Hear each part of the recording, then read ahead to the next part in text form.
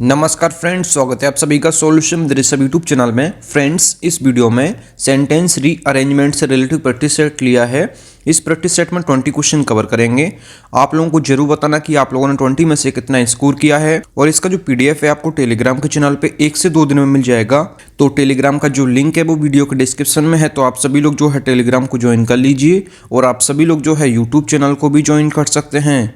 YouTube channel join करते ही आपको सभी वीडियोज़ की जो पीडीएफ होगी वो आपको टेलीग्राम पे मिल जाएगी। और उसका पासवर्ड आपको चैनल के मेंबरशिप सेक्शन में आपको मिल जाएगा। जब आप सभी लोग चैनल को ज्वाइन कर लेंगे तो आपके यूट्यूब के होम पेज पे मेंबरशिप का ऑप्शन खुल जाएगा।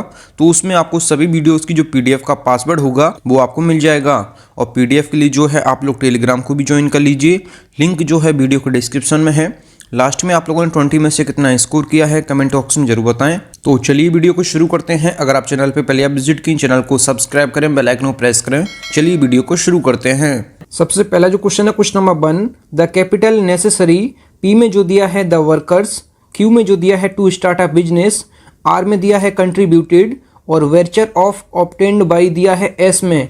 तो आपको जो है इसमें पी क्यू आर एस को जो है अरेंज करना है। तो जो सेंटेंस रीअरेंजमेंट का जो है कोई रूल नहीं होता है, कोई इसमें ट्रिक नहीं लगानी होती है। आपको जो अभी तक आपने सीखा है बस उसको अप्लाई करना है। तो यहाँ पे आपने जो भी अभी तक सीखा है बस उसको अप्लाई कर दीजिए, तो हमारा सेंटेंस यहाँ पे करेक्ट बन जाएगा। तो यहाँ पे सबसे पहले आप द कैपिटल नेसेसरी को छोड़ दीजिए, आप केवल जो पी क्यू आर एस को देखिए।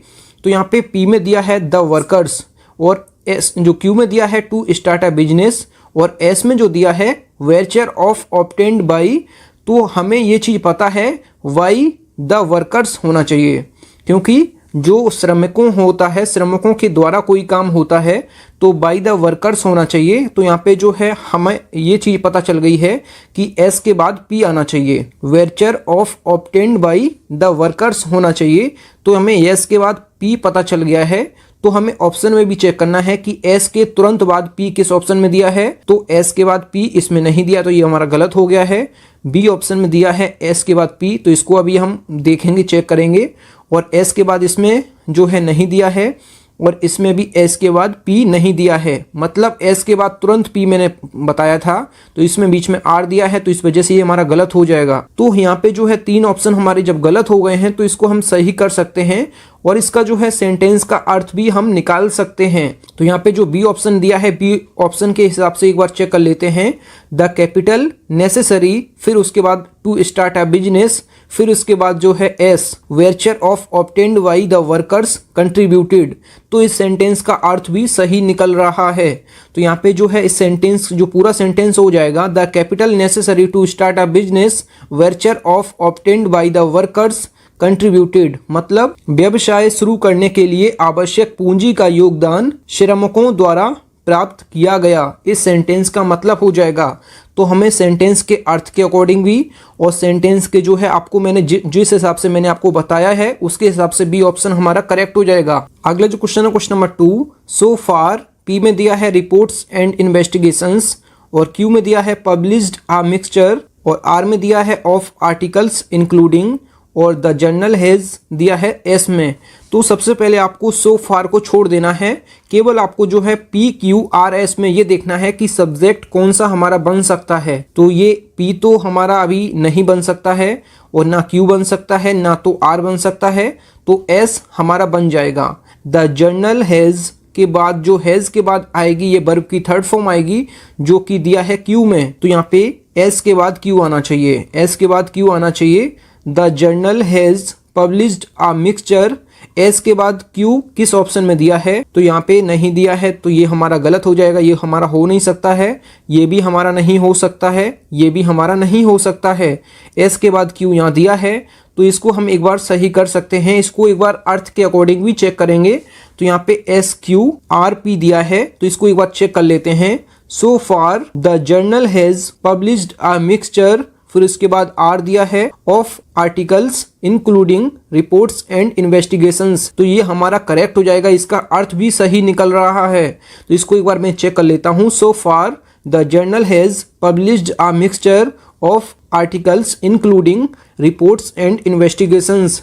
तो इसका जो अर्थ निकलेगा ये निकलेगा, अब तक पत्रिका ने रिपोर्ट और जांच सहित लेखों का मिश्रण प्रकाशित किया है। इस सेंटेंस का मतलब हो जाएगा। अगला जो क्वेश्चन है question number 3, then the women, P में दिया है लेमेंटिंग देयर इविल डिजायर, और क्यू में दिया है दैट हैड बॉट, और आर में दिया है वेप्ट लाउडली, और एस में जो दिया है दिस सोरो अपॉन देम, ये यहाँ पे काट दीजिए, ये डबल हो गया है तो इसको आप काट दीजिए। तो सबसे पहले पी क्यू आर एस को आप सीक्वेंस देख लीजिए। तो यहाँ पे देन द वुमेन लिखा है तो इसके बाद जो भी आएगा ये वर्ब आएगी। तो यहाँ पे हमें समझ में आ रहा है कि यहाँ पे एस तो नहीं आ सकता है और ना ही क्यू आ सकता है। तो यहाँ पे पी और आर में हमें चेक करना है। The women wept loudly lamenting their evil desire, तो ये हमारा करेक्ट है। यहाँ पे सबसे पहले आर आना चाहिए, फिर उसके बाद पी आना चाहिए। हमें आर और पी ये देखना है आर पी किस ऑप्शन में दिया है। तो आर के बाद तुरंत पी यहाँ नहीं दिया है, आर के बाद तुरंत पी यहाँ भी नहीं दिया है, आर के बाद यहाँ पी दिया है, इसको हम चेक करेंगे, और आर के बाद पी यहाँ पे भी नहीं दिया है। तो हमें केवल इसको ऑप्शन को सही कर सकते हैं। एक बार इसको अर्थ के अकॉर्डिंग भी देख लेते हैं। तो यहाँ पे आर के बाद दिया है पी, फिर उसके बाद क्यू, फिर इसके बाद एस। तो इसको हम एक बार अर्थ के अकॉर्डिंग चेक कर लेते हैं। तो यहाँ पे then the women wept loudly lamenting their evil desire, फिर इसके बाद क्यू दिया है that had bought this sorrow upon them, मतलब यहाँ पे सेंटेंस का ये निकल रहा है तब वे स्त्रियां अपनी उस दुष्ट अभिलाषा का विलाप करते हुए जोर जोर से रोने लगी जिसने उन पर यह दुख लाद दिया था। इस सेंटेंस का अर्थ भी सही निकल रहा है। तो यहाँ पे जो है सी ऑप्शन इसका करेक्ट हो जाएगा। अगला जो क्वेश्चन है question number 4, the master, P में दिया है who was very loyal to him, फिर क्यू में दिया है पनिश द सर्वेंट, और आर में दिया है without giving any valid reason, और एस में जो दिया है when he left the work unfinished. तो इसमें आप लोग देख लीजिए सबसे पहले इसमें क्या होगा। तो द मास्टर के अकॉर्डिंग आपको ये चीज़ याद रखनी है जो मैं बता रहा हूँ, पहले की सब्जेक्ट आना चाहिए, फिर उसके बाद वर्ब आना चाहिए। तो यहाँ पे मैं अर्थ उसका जो है पहले देख लेता हूँ, उसका अर्थ क्या निकल सकता है। तो आप लोग सेंटेंस का अर्थ भी समझते जाइए। तो यहाँ पे द मास्टर के बाद जो भी आएगा यहाँ पे आएगा पनिश द सर्वेंट, मतलब कि जो है मास्टर ने नौकर को डांटा, मतलब नौकर को पनिश किया। तो the master punish the servant, तो यहाँ पे क्यू से इसकी शुरुआत होगी। तो क्यू से इसकी शुरुआत होगी, तो यहाँ पे जो है ये ऑप्शन हमारा गलत हो गया है और ये भी हमारा गलत हो गया है। केवल हमें दो ऑप्शन चेक करने हैं, ए और बी। तो यहाँ पे क्यू के बाद एस दिया है और क्यू के बाद पी दिया है। तो पहले हम क्यू के बाद एस चेक कर लेते हैं, पनिश्ड द सर्वेंट, फिर उसके बाद एस दिया है when he left the work unfinished, फिर उसके बाद पी दिया है हु वॉज वेरी लॉयल। तो ये भी हमारा ये ऑप्शन ये हमारा गलत हो जाएगा, इसका कोई अर्थ नहीं निकल रहा है। अब हमें इसको बी ऑप्शन को सही कर सकते हैं, नहीं तो इसका अर्थ भी हम एक बार चेक कर लेंगे। तो यहाँ पे सबसे पहले जो दिया है the master punish the servant, फिर उसके बाद दिया है who was very loyal to him, मतलब जो मालिक ने, मतलब मास्टर ने उस नौकर को दंडित किया, मतलब the master punish the servant, मतलब मास्टर ने जो है उस नौकर को दंडित किया। Who was very loyal to him, जो उसके प्रति बहुत वफादार था। यहाँ पे जो है इसका अर्थ निकल गया है पी का। अब उसके बाद देख लेते हैं एस को, when he left the work unfinished without giving any valid reason, मतलब जब उसने कोई वैध कारण बताए बिना काम अधूरा छोड़ दिया। इस सेंटेंस का मतलब हो जाएगा। तो इस सेंटेंस का मैं पूरा एक बार अर्थ बता देता हूँ। The master punish the servant, मतलब मास्टर ने उस नौकर को दंडित किया, who was very loyal to him, जो उनके प्रति बहुत वफादार था, और फिर उसके बाद when he left the work unfinished without giving any valid reason. तो यहाँ पे हमारा बी ऑप्शन इसका करेक्ट हो जाएगा। अगला जो क्वेश्चन है question number 5, the grocer, P में दिया है did not listen to the protests of the customer, और क्यू में दिया है who was in the habit of being less, R में दिया है whom he had cheated with great audacity। तो ये हमें इस सेंटेंस से निकल के आ रहा है कि whom he had cheated with great audacity। तो आर के बाद एस तो होना ही चाहिए। यहाँ पे जो दिया है whom he had cheated with great audacity, इसका जो मतलब हो जाएगा जो है जिसे उसने बड़ी दुस्साहस से ठगा था। यहाँ पे इसका मतलब निकल रहा है। अब मैं ये ऊपर भी चेक कर लेता हूँ कि पी पहले आएगा या फिर क्यू पहले आएगा। तो यहाँ पे सेंटेंस के आपको थोड़ा सा अर्थ समझना है। तो यहाँ पे जो दिया है द ग्रोसर, के बाद यहाँ पे जो है did not listen to the protest of the customer, ये तो नहीं हो सकता है। तो यहाँ पे एक बार क्यू को चेक करते हैं। The grocer who was in the habit of being less, तो यहाँ पे जो है ये सेंटेंस का मतलब सही निकल रहा है, मतलब कि जिस किराना दुकानदार को कम तोलने की आदत थी, did not listen to the protests of the customer, कि यहाँ पे जो है कि उसने उस ग्राहक के विरोध को नहीं सुना। whom he was cheated with great audacity, जिसे उसने बड़ी दुस्साहस से ठगा था। इस सेंटेंस का जो निकल रहा है ये निकल रहा है, सबसे पहले Q आएगा, फिर उसके बाद P आएगा, फिर उसके बाद R, फिर उसके बाद S। ये किस में दिया है? तो इसका राइट ऑप्शन जो हो जाएगा QPRS। QPRS ये हमारा केवल ए ऑप्शन में दिया है। तो यहाँ पे एक बार मैं इसको और जो है डिफाइन कर देता हूँ। The grocer who was in the habit of being less, मतलब जिस किराना दुकानदार को कम तोलने की आदत थी। Did not listen to the protests of the customer, मतलब उसने उस ग्राहक के विरोध को नहीं सुना। whom he had cheated with great audacity, मतलब जिसे उसने बड़ी दुस्साहस से ठगा था। यहाँ पे जो है इसका ए ऑप्शन करेक्ट हो जाएगा। अगला जो क्वेश्चन है, क्वेश्चन नंबर 6 जो है, डेस्पाइट हैविंग के बाद क्या आएगा आप लोग पहले देख लीजिए। पी में दिया है no means to actively defend, और फिर उसमें दिया है like claws and jaws they had, फिर उसमें दिया है evolved other equally effective deterrents, फिर उसमें दिया है देमसेल्व्स विद वेपन्स। तो इसमें जो है सबसे पहले आपको जो है इसमें डेस्पाइट हैविंग दिया है। डेस्पाइट हैविंग नो मीन्स ये हो सकता है, लेकिन इसको मैं PQRS को सबसे पहले इसमें चेक करेंगे। सबसे पहले इसमें क्या आना चाहिए?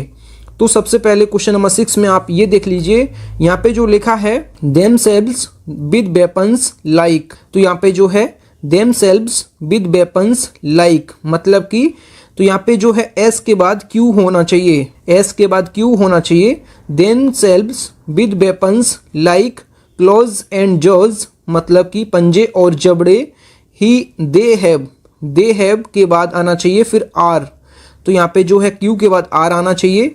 तो सबसे पहले तो P आना चाहिए। तो यहाँ पे ये हमारा सीक्वेंस करेक्ट हो गया है। तो सबसे पहले मैंने क्या दिमाग लगाया, तो इसमें आपको PQRS में सबसे पहले मैंने S को पढ़ा यहाँ पे देमसेल्व्स विद वेपन्स, तो विद वेपन्स मतलब किस वेपन के साथ जाएगा वो, लाइक क्लोज एंड जॉज, मतलब पंजे और जबड़े जो हथियार होते हैं, पंजे और जबड़े के जो लाइक वेपन्स उसके जो हैं। तो यहाँ पे दे हैव, फिर उसके बाद हैव के बाद वर्ब की थर्ड फॉर्म आना चाहिए, तो इलेब्ड अदर इक्वली इफेक्टिव डिटरेंट्स, तो यहाँ पे जो है आर आना चाहिए क्यू के बाद। तो सबसे पहले पी छूट गया है तो पी सबसे पहले आएगा, तो यहाँ पे एस क्यू आर सबसे पहले पी आ जाएगा। तो despite having no means to actively defend, फिर इसके बाद आएगा themselves with weapons like claws and jaws they had evolved other equally effective deterrents. तो यहाँ पे हमारा करेक्ट जो हो जाएगा ये हो जाएगा P S Q R. P S Q R किस ऑप्शन में दिया है, तो ये केवल हमारा बी ऑप्शन में दिया है, तो इसका जो है बी ऑप्शन करेक्ट हो जाएगा। अगला जो क्वेश्चन है question number 7, which may be easily overlooked, मतलब जिसे आसानी से अनदेखा किया जा सकता है। तो किसको अनदेखा किया जा सकता है इसका कोई पता नहीं है, तो ये पी से इसकी शुरुआत नहीं हो सकती है।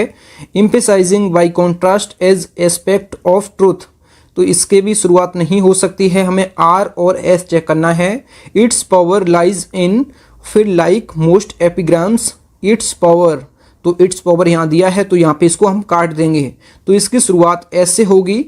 तो यहाँ पे मैं एस से इसकी शुरुआत कर रहा हूँ, तो यहाँ पे जो है इट्स जो यहाँ पे दिया है इट्स पावर लाइज इन से इसकी शुरुआत नहीं हो सकती है, तो यहाँ पे सेंटेंस का सही अर्थ जो है ये निकलेगा एस से। तो लाइक मोस्ट एपिग्राम्स के बाद इट्स पावर लाइज इन, तो यहाँ पे जो है एस के बाद आर किस ऑप्शन में दिया है, तो यहाँ पे आई एस के बाद आर जो है ये दिया है केवल सी ऑप्शन में। तो इसको हम सही भी कर सकते हैं, एक बार इसको अर्थ के अकॉर्डिंग चेक भी कर लेते हैं। तो यहाँ पे जो दिया है एस आर क्यू पी, तो इसको एक बार चेक कर लेते हैं। तो like most epigrams its power lies in emphasising by contrast as aspect of truth which may be easily overlooked. तो यहाँ पे मैंने आपको बताया, तो यहाँ पे पी, यहाँ पे इसकी शुरुआत जो है एस से होगी और ख़त्म जो है फिनिश जो होगा ये पी से होगा। तो यहाँ पे इसका सी ऑप्शन करेक्ट हो जाएगा। इस सेंटेंस का जो मतलब होता है, एपिग्राम्स होता है जो जिन कविताओं को पढ़ने में जो है मनोरंजन का भाव प्रकट हो। तो यहाँ पे जो है अधिकांश जो एपिग्राम्स होती हैं, जो कविताएं होती हैं, जो उनकी शक्ति जो होती है इसके विपरीत सत्य में एक पहलू पर जोर देने में निहित होती हैं, जिसे अनदेखा नहीं किया जा सकता है। इस सेंटेंस का ये कुछ अर्थ निकल रहा है। तो यहाँ पे जो है इसका सी ऑप्शन करेक्ट हो जाएगा। अगला जो क्वेश्चन है क्वेश्चन नंबर 8। फ्रेंड्स, अगर आपको वीडियो पसंद आती है तो वीडियो को लाइक एंड शेयर जरूर किया करें। यहाँ पे दिया है ही हैज़, फिर पी में दिया है वाइल ही वॉज इन आ रेवरी, फिर इसके बाद फाउंड द बुक, फिर eight the bus stop he lost. तो यहाँ पे सबसे पहले ही हैज़ दिया है, तो ही हैज़ के बाद वर्ब की थर्ड फॉर्म आनी चाहिए जो कि क्यू में दिया है। तो सेंटेंस की शुरुआत जो है क्यू से होनी चाहिए। फिर उसके बाद हम चेक करते हैं, तो क्यू से शुरुआत केवल ए में हो रहा है और बी में हो रहा है, तो ये हमारा गलत हो गया है, ये भी हमारा गलत हो गया है। हमें केवल ए और बी ऑप्शन चेक करना है। तो सबसे पहले हम ए को चेक करते हैं।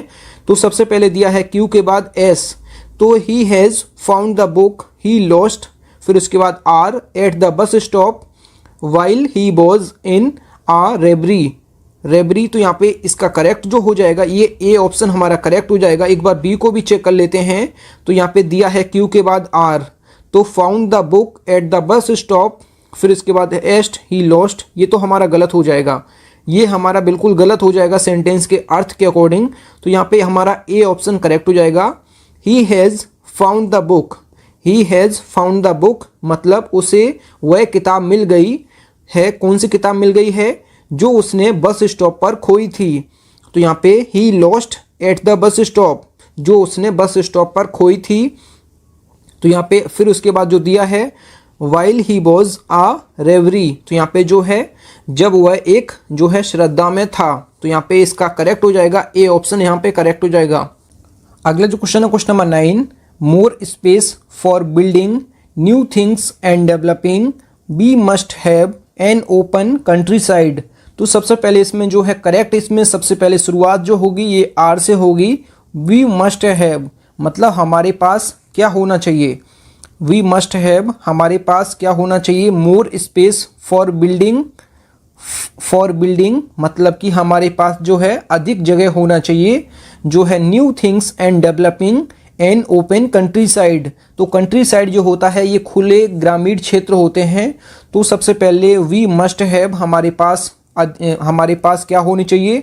मोर स्पेस फॉर बिल्डिंग मतलब हमारे पास अधिक जगह होनी चाहिए। किसके लिए? New things and developing and open country side की नई चीज़ों के निर्माण और खुले ग्रामीण इलाकों के विकास के लिए हमारे पास अधिक जगह होनी चाहिए। तो यहाँ पे इसका करेक्ट जो हो जाएगा आर, फिर इसके बाद पी, फिर इसके बाद क्यू, फिर इसके बाद एस। तो ये किस ऑप्शन में दिया है? तो हमारा ये है आर पी क्यू एस, ये हमारा डी ऑप्शन हमारा करेक्ट हो जाएगा। इस सेंटेंस का मतलब हो जाएगा वी मस्ट हैव मतलब हमारे पास होनी चाहिए, कि मोर स्पेस मतलब अधिक जगह होनी चाहिए, कि न्यू थिंग्स एंड डेवलपिंग मतलब जो है नई चीज़ों के निर्माण, और जो है एन ओपन कंट्री साइड मतलब नई चीज़ों के निर्माण और खुले ग्रामीण इलाकों के विकास के लिए हमारे पास जो है अधिक जगह होनी चाहिए। तो यहाँ पे इसका डी ऑप्शन करेक्ट हो जाएगा। अगला जो क्वेश्चन है क्वेश्चन नंबर 10 जो दिया है फिल्म्स पिक्चर्स एंड इवन के बाद फिर मेड दिया है, made of the relics for prosperity, फिर उसके बाद दिया है मिनिएचर मॉडल्स कैन बी, फिर इसके बाद interested in knowing about them. तो ये हमें सेंटेंस में थोड़ा सा ये लग रहा है कि interested in knowing at about them जो है ये सेंटेंस के लास्ट में आना चाहिए। तो यहाँ पे एक बार इसको चेक कर लेते हैं। Films pictures and even miniature, तो हमें पी के बाद ये हमें नज़र आ रहा है, पी के बाद आर होना चाहिए। तो films pictures and even miniature, तो इवन मेड ऑफ तो हो नहीं सकता है, ना इंटरेस्टेड हो सकता है। तो हमें सबसे पहले पी लिखना है, फिर उसके बाद जो लिखना है आर लिखना है। Films pictures and even miniature models can be के बाद क्या आएगा? फिर आएगा इंटरेस्टेड आएगा या फिर मेड ऑफ आएगा। तो अभी मैंने आपको क्या बताया? Interested in knowing about them ये सेंटेंस के लास्ट में आना चाहिए। तो यहाँ पे हमारा क्यू हो जाएगा, फिर इसके बाद एस हो जाएगा। तो ये हमारा सीक्वेंस सही है। Films, pictures and even miniature models can be made of the relics of for prosperity interested in knowing about them. तो ये हमारा किस ऑप्शन में दिया है? PRQS केवल डी ऑप्शन में दिया है, तो हमारा डी ऑप्शन यहाँ पे करेक्ट हो जाएगा। अगला जो क्वेश्चन है क्वेश्चन नंबर 11 दिया है कंटेंट दैट एंटिक्विटी, फिर सम पीपल हाउएवर यहाँ पे दिया है for future generation should be preserved. तो सबसे पहले इसमें आपको ये याद रखना है कि यहाँ पे शुड बी क्यों आया है? तो शुड बी प्रिजर्व्ड दिया है फॉर फ्यूचर जनरेशन, तो should be preserved for the future generation, तो एस के बाद आर आना चाहिए। तो यहाँ पे जो दिया है एस के बाद आर, ये किस ऑप्शन में दिया है एस के बाद आर? तो ये हमारा गलत हो जाएगा, ये हमारा सही हो सकता है, और ये हमारा एस के बाद आर ये भी गलत हो जाएगा, और ये भी हमारा गलत हो जाएगा। तो हमारा जो है बी ऑप्शन यहाँ पे करेक्ट हो जाएगा। इसको एक बार चेक कर लेते हैं। सबसे पहले दिया है क्यू, फिर इसके बाद दिया है पी, तो यहाँ पे चेक कर लेते हैं। सबसे पहले Q, some people however contend that antiquity, फिर इसके बाद दिया है S should be preserved for future generation. तो यहाँ पे हमारा करेक्ट जो हो जाएगा ये हमारा सीक्वेंस हो जाएगा QPSR। ये हमारा जो है केवल बी ऑप्शन में दिया है, तो हमारा जो यहाँ पे बी ऑप्शन करेक्ट हो जाएगा। इस सेंटेंस का जो मतलब हो जाएगा, हालांकि कुछ लोग इस बात से संतुष्ट हैं, तो यहाँ पे some people however contend that antiquity should be preserved for future generation, मतलब हालांकि कुछ लोग इस बात से संतुष्ट हैं कि आने वाली पीढ़ी के लिए पुरातनता को सुरक्षित किया जाना चाहिए। यहाँ पे इस सेंटेंस का अर्थ हो जाएगा, तो यहाँ पे हमारा बी ऑप्शन यहाँ पे करेक्ट हो जाएगा। अगला जो क्वेश्चन है question number 12, even so much of, फिर इसके बाद क्यू में दिया है only being used in a few countries this extra power is. तो सबसे पहले हमें PQRS में देख लेना है कि कौन सा हो सकता है। तो यहाँ पे दिस एक्स्ट्रा पावर इज के बाद हो सकता है, आर तो हो नहीं सकता है, और ना ही पी हो सकता है। तो हमें ये पता चल गया है this extra power is only being used in. तो यहाँ पे हमें जो है ये पता चल गया है कि एस के बाद क्यू होना चाहिए। तो एस के बाद क्यू किस ऑप्शन में दिया है? तो यहाँ पे ये ऑप्शन में दिया है, ये हमारा गलत हो जाएगा, इसमें भी हमारा गलत हो जाएगा, और ये भी दिया है। तो हमें केवल ए ऑप्शन और डी ऑप्शन चेक करना है, क्योंकि हमें ये पता चल गया है दिस एक्स्ट्रा पावर इज के बाद आएगा, ये आएगा ओनली बीइंग यूज्ड इन। तो यहाँ पे जो है used in uh few countries, तो ये हमारा हो सकता है। तो इसको एक बार चेक कर लेते हैं। तो सबसे पहले शुरुआत हो रही है पी से, तो even so much of this extra power is only being used in uh few countries. तो ये हमें लग रहा है कि सही हो सकता है। एक बार इसको भी चेक कर लेते हैं डी ऑप्शन को। सबसे पहले शुरुआत हो रही है आ फ्यू कंट्रीज, फिर उसके बाद दिस एक्स्ट्रा पावर इज, ये तो हमारा कुछ सही नहीं लग रहा है, तो ये हमारा गलत हो जाएगा। तो केवल हमारा जो है ए ऑप्शन यहाँ पे करेक्ट हो जाएगा। इसको एक बार अर्थ के अकॉर्डिंग भी देख लेते हैं। तो सबसे पहले इसमें दिया है पी दिया है, फिर उसके बाद एस दिया है, फिर क्यू दिया है, फिर आर दिया है। एक बार इसको चेक कर लेते हैं। सबसे पहले दिया है P, even so much of, फिर उसके बाद दिया है this extra power is only being used in uh few countries, मतलब फिर भी इस अतिरिक्त पावर का अधिकांश उपयोग जो है केवल कुछ देशों में ही किया जा रहा है। तो यहाँ पे आ फ्यू कंट्रीज ये लास्ट में होना चाहिए। तो यहाँ पे इसका करेक्ट जो हो जाएगा ये हो जाएगा, इसका ए ऑप्शन हमारा करेक्ट हो जाएगा। अगला जो क्वेश्चन है क्वेश्चन नंबर 13, 100 years ago, फिर दिया है used about 24 times as much power as it did today the world as a, वहाँ पे गलत है थोड़ा सा, यहाँ पे होल कर लीजिए आप लोग। यहाँ पे जो है होल लिखा है, आप लोग देख लीजिए इसको। तो यहाँ पे सेंटेंस की शुरुआत जो है ये पी से होगी, या फिर क्यू से, या फिर आर से, या फिर एस से। तो सबसे पहले आप समझ लीजिए 100 years ago, ये तो है एगो जो दिया है ये सेंटेंस के हमेशा लास्ट में आता है, तो इससे सेंटेंस की शुरुआत नहीं हो सकती है। तो पी को हम लिख देते हैं, इसको कभी भी लास्ट में यूज़ करेंगे या फिर बीच में यूज़ होगा, ये शुरुआत में कभी भी यूज़ नहीं हो सकता है। और क्यू यूज़ होगा नहीं, क्योंकि यहाँ पे यूज्ड से शुरुआत हो रही है। तो यहाँ पे जो है पी क्यू तो हो नहीं सकता है, केवल हमें आर ऑप्शन चेक करना है और एस। और आर और एस किस ऑप्शन में दिया है? तो ये हमारा गलत हो जाएगा, ये भी हमारा गलत हो जाएगा।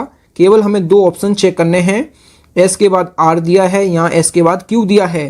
तो सबसे पहले हम देख लेते हैं today the world as a whole, फिर इसके बाद दिया है आर, तो यहाँ पे आर को भी एक बार चेक कर लेते हैं, पावर एज इट डिड, फिर इसके बाद दिया है क्यू यूज्ड। तो डिड के बाद यूज्ड नहीं हो सकता है, यहाँ पे यूज होना चाहिए था, क्योंकि जब वर्ब की डिड आ जाती है, वर्ब जब डिड यूज होता है तो वर्ब की हमेशा फर्स्ट फॉर्म होती है, ना कि सेकंड फॉर्म या थर्ड फॉर्म। तो यहाँ पे डिड के बाद यूज्ड नहीं होना चाहिए, तो यहाँ पे जो है ये हमारा गलत हो जाएगा। इसको हम एकदम सही कर सकते हैं, क्योंकि हमें दो ऑप्शन तो पहले ही गलत हो गए थे मेरे, तो इसको भी हमने गलत कर दिया है। तो केवल हमें सी ऑप्शन बचा है, तो ये हमारा करेक्ट हो जाएगा। इसको एक बार चेक कर लेते हैं, सी ऑप्शन को एक बार चेक कर लेते हैं। यहाँ पे लिखा है होल, आप देख लीजिए यहाँ पे जो है होल लिखा है, तो यहाँ पे जो है सबसे पहले एस होगा कि today the world as whole, फिर इसके बाद दिया है Q used about 24 times as much, फिर इसके बाद दिया है power as it did 100 years ago। तो ये हमारा करेक्ट हो जाएगा, ऑप्शन इसका सी करेक्ट हो जाएगा। इस सेंटेंस का जो मतलब हो जाएगा, जो आज पूरी दुनिया ने 100 साल पहले की तुलना में लगभग 24 गुना अधिक बिजली का इस्तेमाल किया, इस सेंटेंस का मतलब हो जाएगा। अगला जो क्वेश्चन है, क्वेश्चन नंबर 14 जो है, इसमें दिया है व्हेन फॉरेस्ट इज, फिर दिया है और प्रोटेक्ट द सॉइल, फिर दिया है लेफ्ट टू क्रिएट, फिर इसमें दिया है cut down there is nothing. तो इसमें सबसे पहले आप देख लीजिए सेंटेंस की शुरुआत कहाँ से होगी। तो सेंटेंस की शुरुआत जो है क्यू से नहीं हो सकती है, ना ही आर से हो सकती है, और ना ही एस से हो सकती है। तो केवल हमें पी से शुरुआत इसकी करनी है। तो ये हमें पता चल गया है, शुरुआत केवल पी से हो सकती है।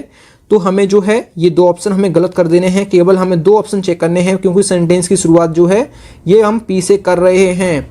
तो व्हेन फॉरेस्ट इज, तो इज के बाद जो आएगा ये लेफ्ट नहीं हो सकता है। यहाँ पे जो आर दिया है ये लेफ्ट नहीं हो सकता है, क्योंकि इज के बाद कभी भी वर्ब की सेकंड फॉर्म या थर्ड फॉर्म नहीं आती है।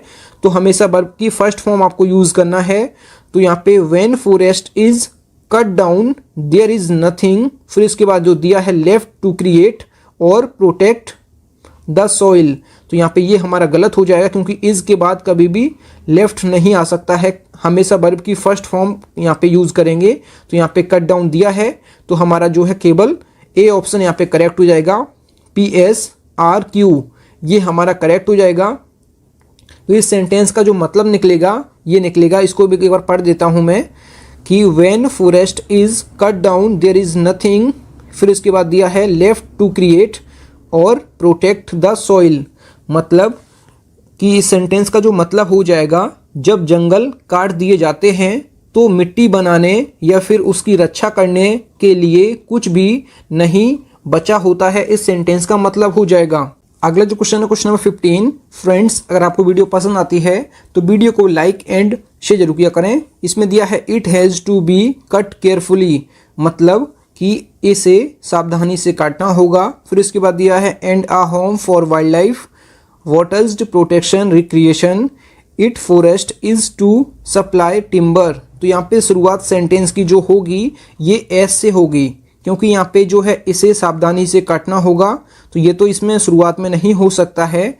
तो यहाँ पे इसकी शुरुआत जो होगी ये होगी it forest is to supply timber, मतलब यदि जंगल को लकड़ी, तो यहाँ पे दिया है इफ, यदि forest is to supply timber, यदि जंगल को लकड़ी, फिर इसके बाद दिया है, इसके बाद आर होना चाहिए, तो यहाँ पे जो है कॉमा दिया है, फिर इसके बाद यहाँ कॉमा दिया है, यहाँ पे कॉमा दिया है वाटर्स प्रोटेक्शन, फिर इसके बाद कॉमा दिया है recreation and a home for wildlife, फिर इसके बाद आना चाहिए क्या क्यू, फिर लास्ट में आना चाहिए पी।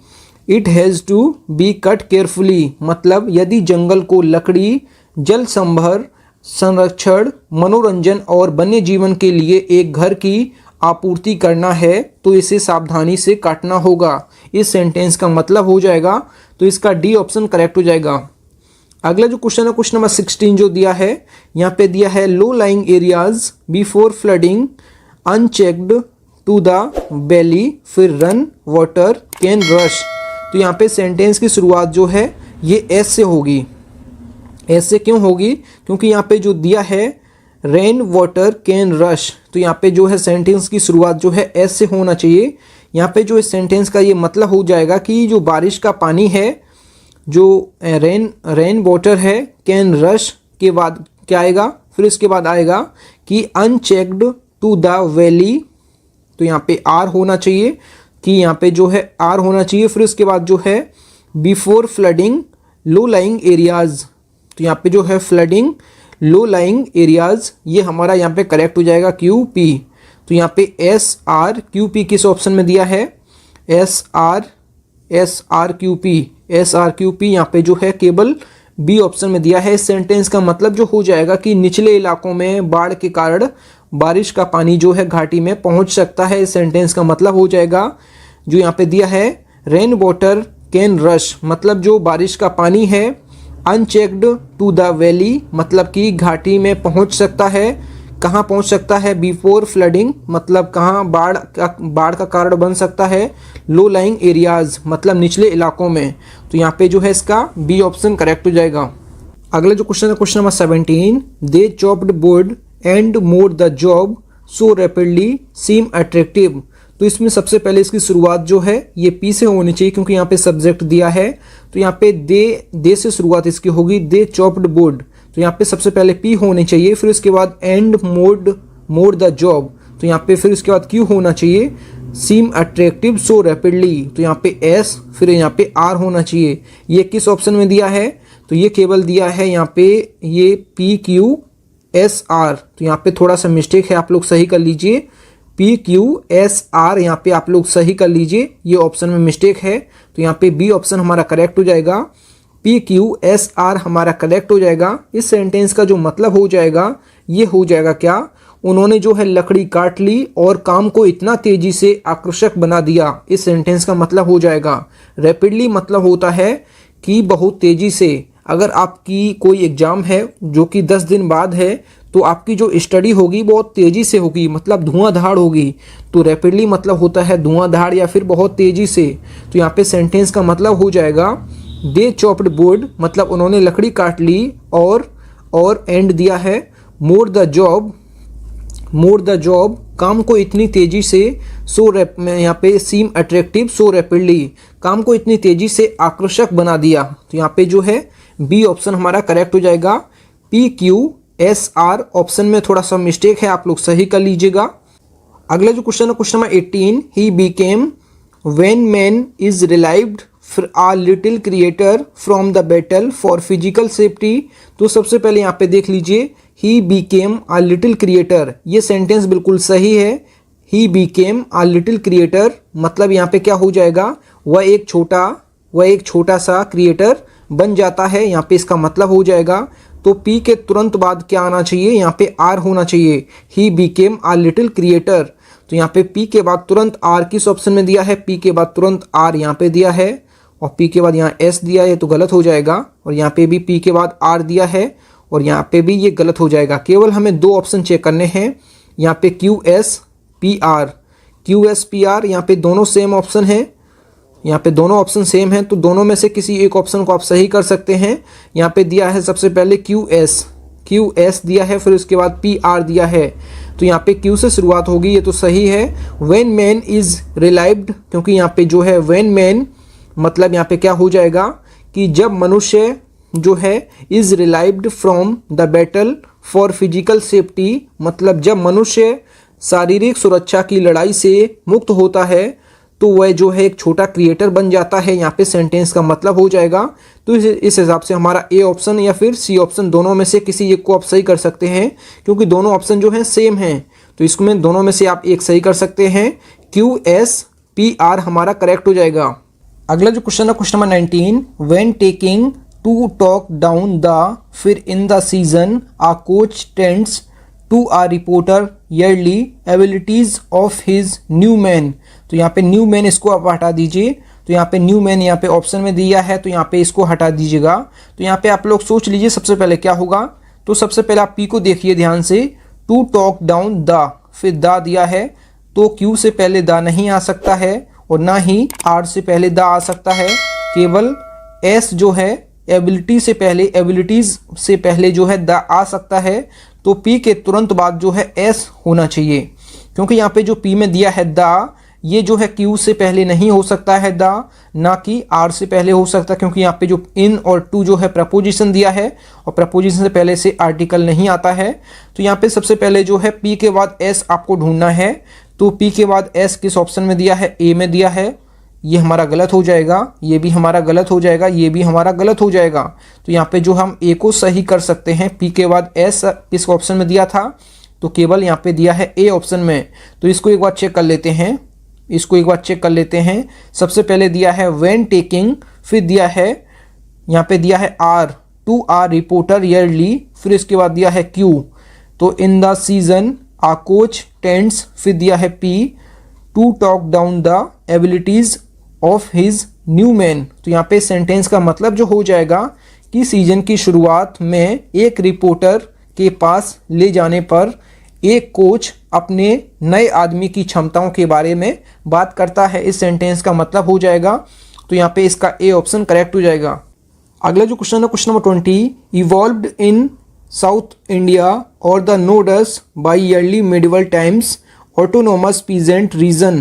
तो इसकी शुरुआत जो है यहाँ से होगी, autonomous peasant region or the nodes evolved in South India by early medieval times. तो यहाँ पे इसकी शुरुआत एस से होगी, फिर उसके बाद क्यू होगा, फिर उसके बाद पी होगा, फिर उसके बाद जो है आर होगा। तो यहाँ पे ये सीक्वेंस आप लोग देख लीजिए। तो यहाँ पे इसका डी ऑप्शन करेक्ट हो जाएगा। Autonomous peasant region or the nodes के बाद आएगी वर्ब की जो है ये second form, evolved in South India by early medieval times. तो यहाँ पे इसका जो है डी ऑप्शन यहाँ पे करेक्ट हो जाएगा। अगला जो क्वेश्चन है क्वेश्चन नंबर 21, इसका आंसर आप लोगों को कमेंट बॉक्स में बताना है एकदम सही। Thank you friends. अगर आपको वीडियो पसंद आई है तो वीडियो को लाइक एंड शेयर जरूर किया करें। अगर आप चैनल पे पहले आप विजिट किए, चैनल जरूर सब्सक्राइब करें। तो मिलते हैं न्यू वीडियो में, तब तक के लिए जय हिंद, वंदे मातरम।